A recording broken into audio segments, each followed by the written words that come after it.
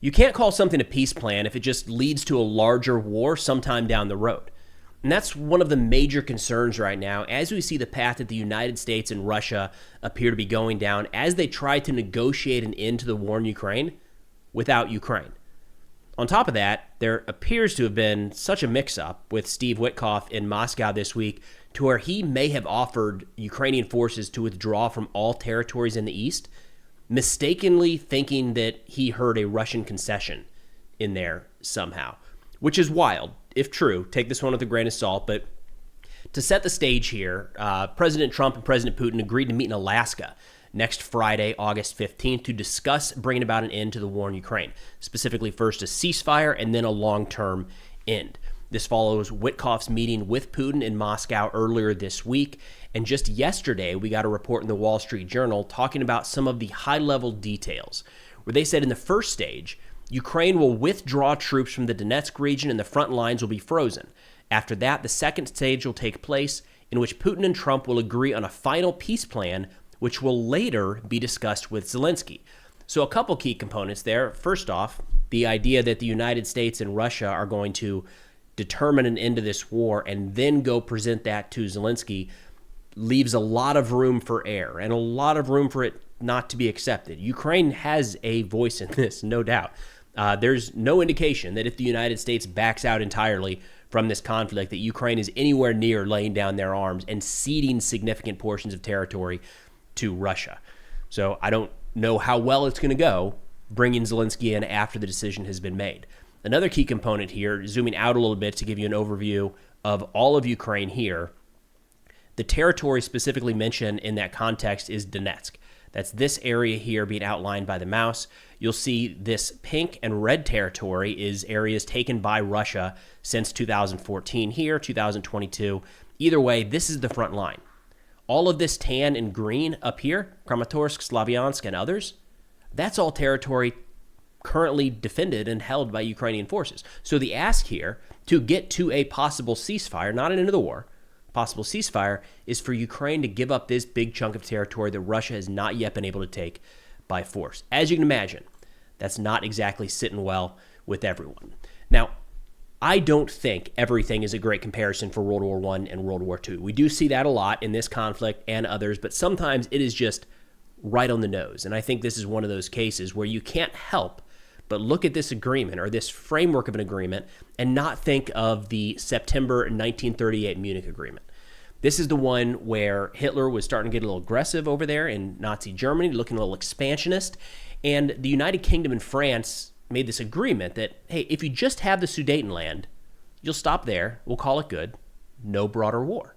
And this is the point where Chamberlain came back to the United Kingdom and gave his famous speech saying, peace in our time, we did it, great news. And this is where appeasement always points to. This is the example that people since 1938 have pointed to say appeasement doesn't work.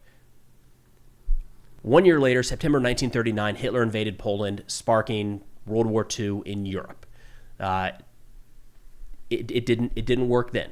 And it's hard not to look at that example and look at what we're having laid out right now by Putin and Trump about Putin just gets to keep a little portion of eastern Ukraine that he took by force or has not yet been able to take by force, and he'll stop there. That'll be enough. You have to have in the back of your mind the concern, and this is how a lot of people are approaching this right now. How are we so sure that he won't just rebuild, and the lesson learned here will be, they can't stop me. The West, NATO can't stop me. I'll just do more next time because I know how this ends. Now, President Zelensky did get a response out to this agreement yesterday. If I'm being honest, it does not look like he was necessarily included in some of the overviews here because he's pushing back pretty hard. Zelensky said, quote, Ukrainians defend what is theirs. Even those with Russia knows that it commits evil. Of course, we will not give Russia any awards for what it has done. The Ukrainian people deserve peace, but all partners must understand what a worthy peace is. This war must be ended, and Russia must end it. Russia started it and is dragging it out, ignoring all deadlines, and that is the problem, not anything else. The answer to the Ukrainian territorial question is already in the Constitution of Ukraine. No one will retreat from this, and no one can. Ukrainians will not give their land to the occupier. Ukraine is ready for real solutions that can bring peace. Any decisions against us, any decisions without Ukraine are simultaneously decisions against peace. They will bring nothing. These are dead decisions. They will never work, and we all need a real, living peace that people will respect. We are ready, together with President Trump, together with all partners, to work for a real and, most importantly, lasting peace, a peace that will not collapse because of Moscow's desires. So, again, it does not look an awful lot like Zelensky is on board with what's being presented right now, and a major concern that we'll hear more on here in a second is that this might serve as a splinter, a divide between the United States and Ukraine. And would it shock anyone if in a few days or a few weeks from now, President Trump is back to blaming Ukraine for not seeking some sort of peace deal because they don't agree to this cessation of territories for a temporary ceasefire?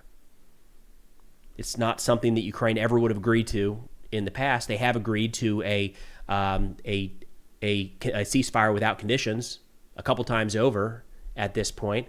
I find it hard to believe they're going to agree to giving up territory for that same ceasefire. But if they say no to that, don't you kind of see that the door is open to where now Trump, maybe some in his close circle, could say, hey, look, Ukraine is now the problem.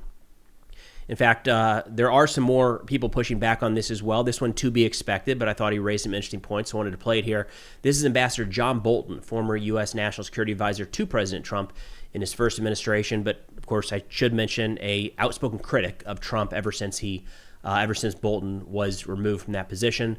Nonetheless, here's what John Bolton had to say. Second, I have a feeling this is sliding very quickly in Russia's direction. We're not quite back at February the 28th in the Oval Office when Trump told Zelensky, you don't have any cards. But what's happening is that Russia and the United States are discussing what terms they're going to present to Zelensky. And it may well be that Zelensky has no choice here. Surrendering is always one way to get a peace deal. And it seems to me, you listen to Trump talking about how things are progressing, that even without the meeting, Putin's got his old magic back with Trump. And all that disappointment, all that outrage, so on and so forth. Now you're talking about a deal between Trump and Putin. Think of the press that will get. I have to say, from the strategic perspective, from the U.S. interest perspective, this was not a good day. And this is something we brought up in a recent video where all of a sudden I raised the concern that all of the talk now is going to be about this meeting. We've got a whole week to go, 6 more days of coverage of what are they going to talk about and who's going to be there and what are the key points and all of that. When is he going to arrive? How's it going to be broadcast? Who's going to be asking questions? What press will be allowed? Oh my God, like that is going to take everything. It's going to take all of the oxygen out of this conversation. Do you remember what the conversation was supposed to be right now? August 9th? Or maybe August 8th? Maybe August 10th in this window? Was the deadline that President Trump had set for Vladimir Putin. When on July 28th, he said, I know Putin's response already, so we're going to move that deadline up because every time we have a talk, and I think it goes well, he fires missiles and rockets into a Ukrainian city. Well, now we've delayed it another week, and the entire conversation this week, it won't be about those sanctions not coming or additional arms packages not being sent into Ukraine or maybe tariffs on additional Russian partners like we saw Indian oil earlier this week. It's all going to be about this meeting between Trump and Putin. If it happens. I don't know what the possibility is that it falls off versus it goes through, or in all likelihood, my gut says there will be a meeting. It will be very high level. Nothing really will come from it, and we'll have kicked the can down the road another week. Maybe they'll schedule a meeting another 6 weeks from then, and we'll go through the same thing once again. I'm not very optimistic here, if you couldn't tell. Now, there is some additional information here. It sounds like the United Kingdom is going to be hosting national security advisors from the United States, Ukraine, and European partners today with the goal. It sounds like Vice President Vance is going to be there. The meeting is supposed to last all day, and the goal is to get all of these parties on the same page ahead of Trump's meeting with Putin next week. So that's positive. I like that we're starting to pull in our allies and pulling in Ukraine to talk about what this could look like. The Russian response here, by and large, has just been sticking with the meeting is going to happen. I've seen very little opinion pieces so far. Military Informant a mill blogger, did chime in a little bit saying, quote, such a sharp reaction, talking about Zelensky pushing back on this so quickly, implies that the outlines of a possible agreement are being discussed between Russia and the United States bilaterally. so far without involving Ukraine and the European Union. It is likely that Zelensky will now try again to gain political support from his key European allies, as he did before, so that they influence Trump in his desire to end the war through Ukrainian territorial concessions without Kyiv's consent. If Kyiv and Europe again jointly oppose the agreement on Ukraine without Ukraine, it could put an end to any outcome of the Moscow-Washington negotiations, even if Russia was indeed ready to make some concessions for Trump's sympathies, and as a result, the U.S. president may again unleash his anger on Kyiv. I think in a lot of ways right now, that is a likely possibility, that we come out of this in a week or more, or even less, right? If there's some issues thrown out there before the meeting on Friday, and the major outcome is that Trump specifically and others in his orbit turn once again on Ukraine and see them as the impediment to peace. Now, I saved this for the couple pieces here I want to get into in the back half of the video. Two different articles kind of talking about this, the ongoing negotiations, and I'm saving them for the back end because they're, I don't want to say unverified, because it passes the common sense test, and it would just be unfortunate if this happened. But they're a little bit speculative, is the best way to say it. One, this blunder made by Witkoff, and then Putin apparently at this meeting with Witkoff gave an award to the CIA officer on behalf of her dead son, who died fighting for Russia a few months ago, which we talked about at the time on this channel. But starting out, this report in Bild says, German publication, said, did Trump's negotiator make a serious Putin blunder? Apparently there's a misunderstanding. They said, under no circumstances does Putin want to halt to Russia's major offensives along the front, even though the U.S. had proposed, in return, lifting sanctions against Russia and concluding new economic agreements. Trump even floated a territory swap, which would allow Russia to retain parts of the Donbass in exchange for relinquishing further territory. Trump's special envoy Witkoff is said to have completely... Let me get the map up here. This will actually help with this one. This is wild. God, I hope this isn't true. Trump's special envoy Witkoff is said to have completely misunderstood some of the Russian statements and misinterpreted them as a concession from Putin.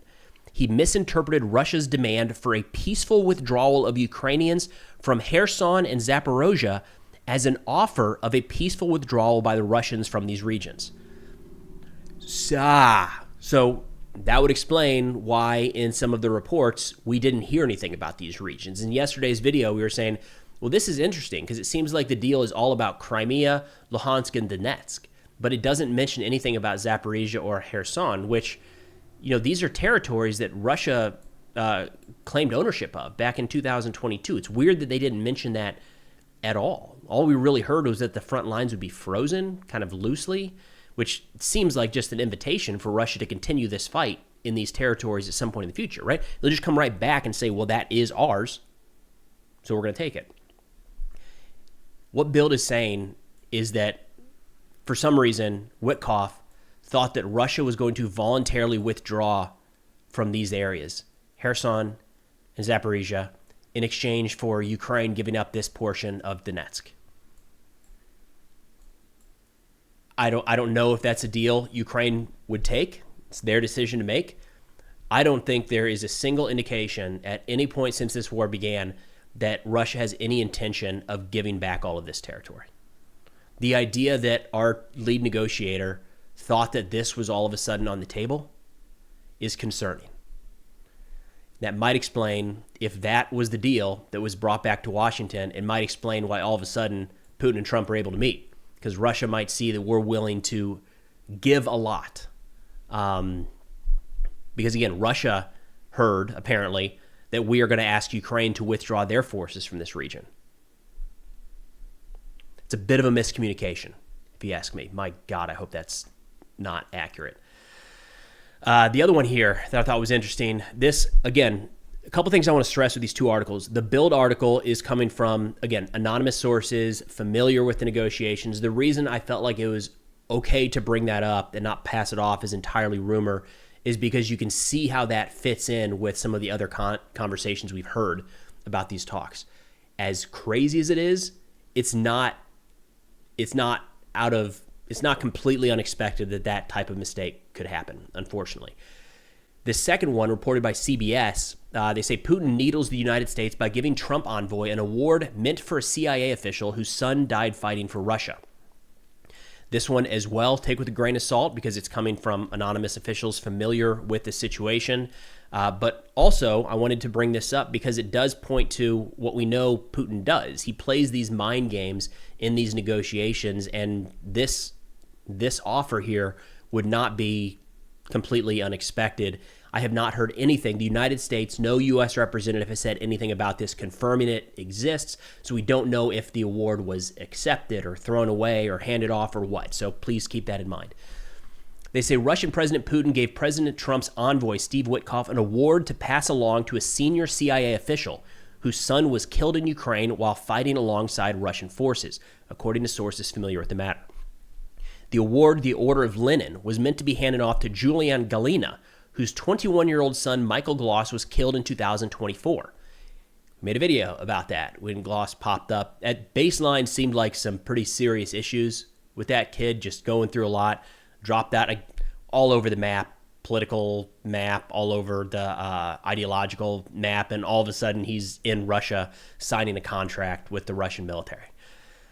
They say Galina is currently serving as the CIA Deputy Director for Digital Innovation. Got to think having a son fighting for Russia and dying in the Russian military fighting against Ukraine might be an issue on her regular background checks. They say multiple sources told CBS that Putin gave Witkoff the award during his trip to Russia. The gesture by Putin, known for mind games and attempts to expose adversaries' points of weakness, was likely meant to raise unhelpful questions and highlight that a CIA official's son fought for Russia in the war. On social media, Gloss published photos of himself in Moscow and voiced his support for Russian troops. Russian media first published the news of his death in April. Trolling is maybe a better way, more succinct way of saying what this looks like at this point. But again, in the middle of a negotiation to try to bring about the largest land war in Europe since World War II, like where does trolling fit in there between leaders at the highest level, right? Either way, an aspect of these negotiations that I thought were worth keeping back in mind as we hear more. But that's all we got for now. Thanks for watching, and I'll see y'all next time.